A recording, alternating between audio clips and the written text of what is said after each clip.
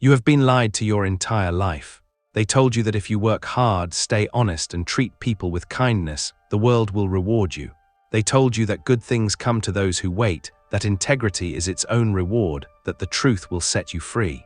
And here you are, watching this video, because some part of you knows that those who fed you these comforting lies are either naive or deliberately keeping you weak. Look around. The people who rise to positions of power are not the most moral. They are not the most transparent. They are not the ones pouring their hearts out, hoping to be understood. The people who command respect, who bend reality to their will, who seem to glide through obstacles that would crush you, they operate on a different frequency entirely. They possess what I call dark intelligence, not evil intelligence, not sociopathic intelligence, dark intelligence, the ability to see the game being played while everyone else is distracted by the spectacle, the capacity to understand human nature at its most raw and unfiltered level, stripped of all the pretty stories we tell ourselves. Most people stumble through life as passengers in their own story. They react to emotions they cannot name. They are pushed and pulled by forces they refuse to acknowledge. They pride themselves on being good people while secretly resenting why goodness has brought them so little. They are confused why the person with half their talent got the promotion, why the friend they trusted betrayed them, why they always seem to be one step behind while others are 3 steps ahead. If this resonates with you, if you have ever felt like everyone else received a rulebook that you were never given, then what I am about to share will change everything. We are not here to discuss whether this is fair. Fairness is a bedtime story for children. We are here to discuss what is real. Niccolo Machiavelli was not a monster. He was a man who had the courage to describe the world as it actually functions, not as we wish it would function. He understood that the distance between how people pretend to behave and how they actually behave is where you get destroyed. You have spent years, maybe decades, trying to be understood, trying to be appreciated, trying to play by rules that no one else is following. And it has left you exhausted, overlooked, and quietly furious. That ends now. In the next half hour, I am going to walk you through 9 laws of dark intelligence. These are not motivational slogans. These are not affirmations you whisper to yourself in the mirror. These are psychological instruments, forged over centuries of political warfare, court intrigue, and the brutal laboratories of human ambition. These laws will teach you to see the invisible strings that control people. They will show you how to protect yourself from manipulation. They will reveal how to command attention and respect without ever appearing to demand it. But I need to warn you about something, and I mean this sincerely. This knowledge is a one-way door. Once you see how the game is actually played, you cannot unsee it. You will notice the power plays in every conversation. You will see the manipulation in every kindness. You will recognize the fear behind every act of aggression. And most unsettling of all, you will see your own weaknesses with painful clarity. If you are comfortable being a victim, if you prefer the safety of ignorance, if you would rather believe that the world is fundamentally just and you have simply been unlucky, then leave now. Go back to your comforting illusions. But if you are ready to kill the naive version of yourself, if you are prepared to step into a colder but far more powerful way of thinking, then stay with me. What comes next will disturb you. It will challenge everything you were taught. And it will set you free. Let us begin with the first law, the law of weaponized silence. You talk too much. I do not know you personally, but I know this is true because almost everyone talks too much. Human beings are terrified of silence. In the absence of noise, they are forced to confront their own thoughts, their own inadequacies, their own insignificance. So they fill every gap with words. They explain themselves. They justify their decisions. They offer their opinions before anyone asks. They narrate their internal state like a documentary no one requested. And in doing so, they hand over the blueprint of their psychology to anyone paying attention. Information is the currency of power. Every time you speak, you are making a withdrawal from your account. Every time you listen, you are making a deposit into it. The person who speaks the least in any interaction holds the most leverage because they are collecting data while everyone else is spending it. Think about the last time you felt truly intimidated by someone. I am not talking about someone yelling or making threats. I am talking about that cold, creeping discomfort you felt in the presence of someone who simply watched you. Someone who sat perfectly still, said almost nothing, and somehow made you feel completely exposed. That is the power of silence. Silence creates a vacuum, and human psychology abhors a vacuum. When you remain silent, the other person's anxiety begins to rise. They feel compelled to fill that space. They start talking. They reveal more than they intended. They expose their insecurities, their intentions, their pressure points. They essentially hand you the map to defeating them, all because they could not tolerate the weight of your quiet attention. You must stop explaining yourself. Stop defending your choices to people who have not earned an explanation. Stop offering your thoughts before someone has extracted them from you with a direct question. When you volunteer information, you signal insecurity. You signal that you need their approval, their understanding, their validation. Powerful people do not seek validation. They grant it or withhold it, become a black hole of information, absorb everything around you. Reflect nothing back unless it serves a strategic purpose. When people cannot read you, they cannot form a strategy against you. They become cautious. They start seeking your approval instead of the other way around.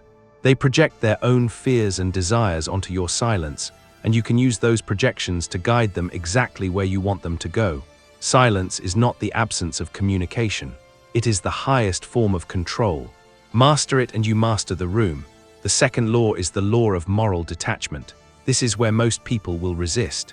You have been conditioned since childhood to view the world through a lens of good and bad, right and wrong, fair and unfair. This binary thinking is a cage. It keeps you trapped in a state of perpetual disappointment and impotent rage. You get angry when someone betrays you because they should not have done that. You get depressed when you lose an opportunity because it was not fair. You waste precious energy being offended, being hurt, being morally outraged at the injustice of it all. This is the thinking of a child, not a strategist. The Machiavellian mind does not categorize events as good or evil. It categorizes them as effective or ineffective, useful or useless, advantageous or disadvantageous. When a lion hunts a gazelle, is the lion evil? No. It is acting according to its nature and its needs. When a storm destroys a village, is the storm malicious? No, it is simply a force of nature. You suffer because you project your moral framework onto a universe that does not share it. You expect people to behave according to your internal code of ethics, and when they do not, you feel betrayed. This is your error, not theirs. Dark intelligence requires you to step outside of emotional judgment and view reality as a scientist views an experiment. When someone attacks you, do not waste time being offended. Offense is a luxury you cannot afford. Instead, analyze. Why did they attack? What do they gain from this? What leverage do they think they have? What does this move reveal about their position? How can I neutralize this threat, or better yet, turn it to my advantage? This is strategic amorality. It does not mean you have no ethics. It means you refuse to let your ethics blind you to how power actually operates. You can be a good person in your private life, but you must be a cold analyst in the arena of power. Because a good person with no power is not virtuous. They are simply a victim waiting to be exploited. Stop asking, why did they do this to me, as if the universe owes you fairness. Start asking, what does this situation allow me to do next? Detach from the emotional narrative. See the chessboard, not the drama. This shift in perspective alone will put you ahead of 90% of people who are still trapped in the emotional reactions of a child. The third law is the law of calculated vulnerability. There is a common misunderstanding about Machiavellian intelligence. People assume it means being cold, robotic, completely closed off. This is amateur hour. This is what someone does when they are trying to appear powerful, but do not actually understand power. True dark intelligence recognizes that human beings are emotional creatures. If you appear too perfect, too invulnerable, too cold, you generate suspicion and envy. People will want to see you fail just to prove you are human. They will unite against you simply because you make them feel inadequate by comparison. So you must give them a flaw, not a real flaw, a controlled one. You deliberately display a small, harmless weakness to disarm the people around you. Maybe you admit to being terrible with technology. Maybe you share a mildly embarrassing story from your past that makes you seem relatable. Maybe you ask someone for help with something insignificant. This triggers a powerful psychological mechanism.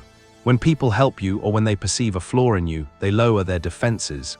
They feel a sense of superiority or camaraderie. They think, he is just like me. He is human. He is safe. Perfect. That is exactly where you want them. While they are bonding with the curated weakness you have shown them, They are completely blind to your actual strengths, your real plans, your true vulnerabilities. You are managing their perception of you. You are making yourself appear human enough to avoid being a target, while keeping your core, your real ambitions, your actual pressure points, locked in a vault they do not even know exists. This is not deception. This is calibration. You are giving people what they need to feel comfortable around you, which allows you to operate freely without triggering their defenses. Never show your throat, but occasionally show a scratch on your arm. It keeps you human in their eyes, and a human is far less threatening than a predator. The fourth law is the law of the mirror. We live in an age of extreme narcissism. Every person you meet is the star of their own movie. They are obsessed with their own reflection, their own story, their own feelings. Everyone else is just a supporting character or an obstacle. The mistake you make is trying to be the star in their movie. You try to impress them with your intelligence. You try to show them how interesting you are. You compete for their attention. Stop. This is a losing strategy. Dark intelligence dictates that you do not try to outshine people. Instead, you become a mirror. You reflect their emotions back to them. If they are angry, you validate that anger. If they are excited, you match their energy. You use their language. You adopt similar body language. You show them a reflection of themselves and something powerful happens. When you mirror someone, they do not see you, they see themselves. And because people are fundamentally in love with themselves, they will think you are the most intelligent, insightful, and empathetic person they have ever encountered, even if you have barely said anything of substance. This is not about being fake. This is about data collection. When you are mirroring someone, you are not reacting emotionally. You are observing. You are learning their triggers, their values, their fears, their desires. You are mapping their psychological landscape. While they are busy falling in love with their own reflection in your eyes, you are gathering intelligence. You are finding the keys that unlock their behavior. You are identifying exactly how to influence them when you need to. The mirror has no ego. It does not compete. It simply reflects. Be the mirror. Let people admire themselves in your presence. And while they are distracted by their own image, you move the pieces on the board without them ever noticing. This is how you build influence without ever appearing to seek it. This is how you become indispensable to people without them understanding why they need you. The fifth law is the law of outcome independence.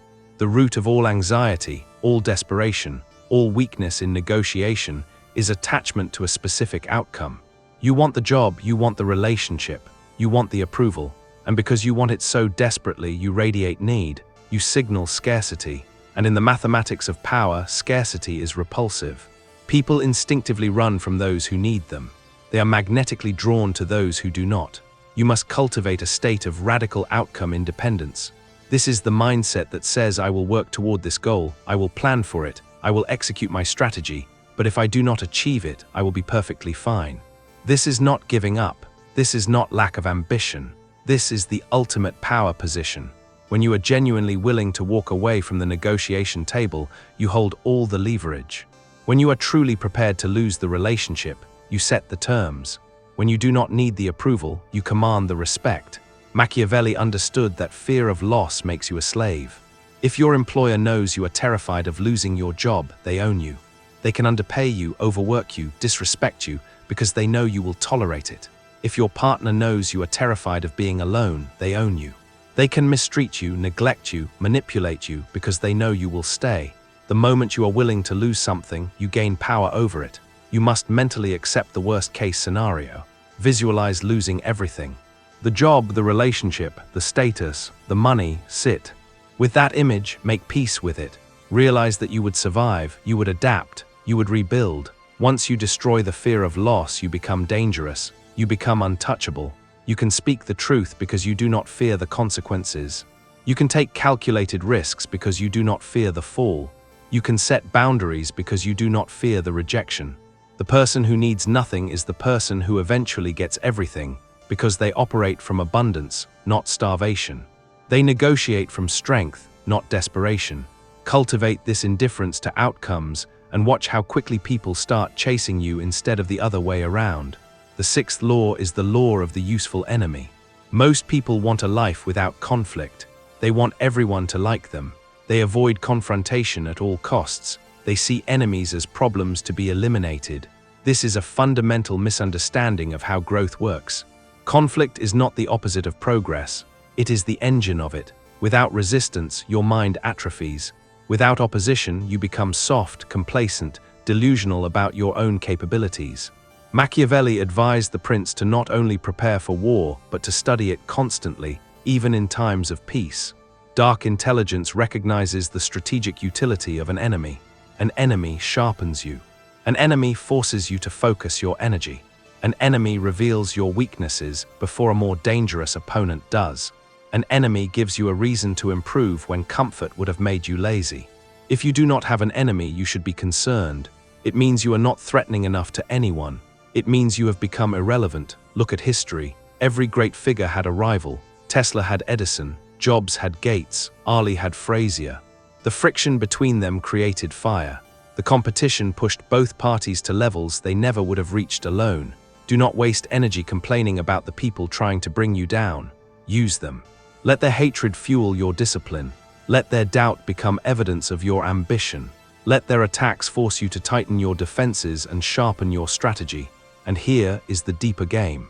Having a common enemy is the fastest way to build alliances. Nothing unites a group faster than a shared threat. If you want to unify a team, a community, or a movement, you do not preach love and harmony. You identify an external threat.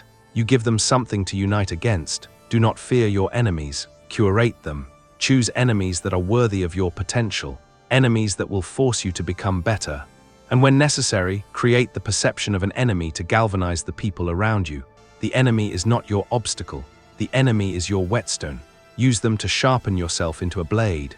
The seventh law is the law of fluid identity. You believe you are one person. You believe in authenticity, in being yourself, in letting people see the real you. This belief is a limitation. The truth is you are not one person. You are a collection of roles, masks, and modes of being. You are different with your parents than you are with your colleagues. You are different with your friends than you are with your rivals. You already wear masks. The only question is whether you do it consciously or unconsciously. Dark intelligence is the deliberate curation of these personas. It is the understanding that authenticity is often just an excuse for lack of self-control. I am just being real, says the person who sabotages a professional opportunity with an emotional outburst. That is not authenticity. That is immaturity. You must view your personality as a tool, not a fixed identity. When you enter a high-stakes business meeting, you wear the mask of authority. You are cold, decisive, unshakable. When you are with your family, you wear the mask of the protector.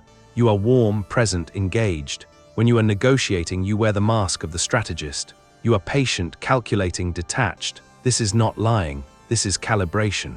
You do not use a hammer to tighten a screw. You do not use a screwdriver to pound a nail. Why would you use the same personality for every situation in life? Machiavelli wrote that the prince must be a great pretender and dissembler.